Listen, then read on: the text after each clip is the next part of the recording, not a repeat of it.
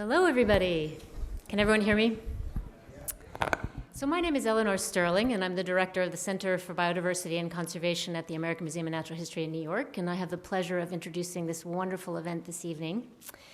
And what I'm going to do is just give a really quick overview to some of the thoughts and ideas that we have for today, and then introduce a bunch of other people who will introduce a bunch of other people, because we are, after all, in a panel. And I should have asked how to advance the slides. So today we're going to talk about the nexus of art and science, and art, science, and nature. And basically, my argument is that art and science both navigate the relationships between humans and the world that they live in. And they're both ways of knowing and investigating the world around us and of understanding our interactions with nature. They're both also, especially pre-modern art, grounded in close observation of the natural world. In both art and science, we search for patterns and relationships across various sets of information and knowledge systems, from genetic analyses to Wagnerian operas. We explore motifs or patterns. I don't know if anybody read the New York Times blog on that the other day, but if you're interested, come ask me about it afterwards. And those patterns are repeated in various ways in a larger work.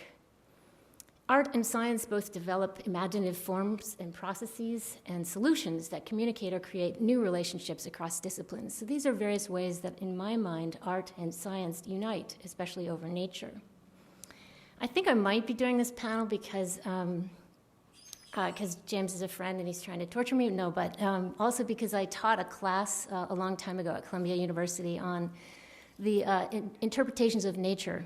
And I taught it with a humanist who was looking at nature in Madagascar from the perspective of an artist and the literature in Madagascar. And then I, of course, brought some of the scientific perspectives. And the people in the class were really didn't get at the beginning why we thought that you could take various ways of looking at nature in Madagascar and start with art and move through to scientific papers. And a lot of them were bankers from New York and hadn't really read scientific papers previously. And it was really exciting for us to explore the critique of ideas and information and to look for evidence in anything that you're doing, in art, in your scientific arguments, to be able to understand better something.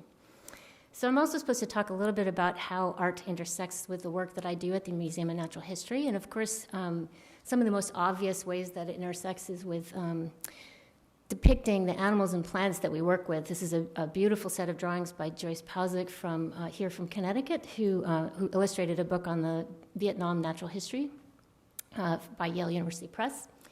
And so monographs and field guides, you're going to hear a little bit more about field guides later. And of course, our iconic dioramas are wonderful examples of art that people don't even think about as they're going through the museum.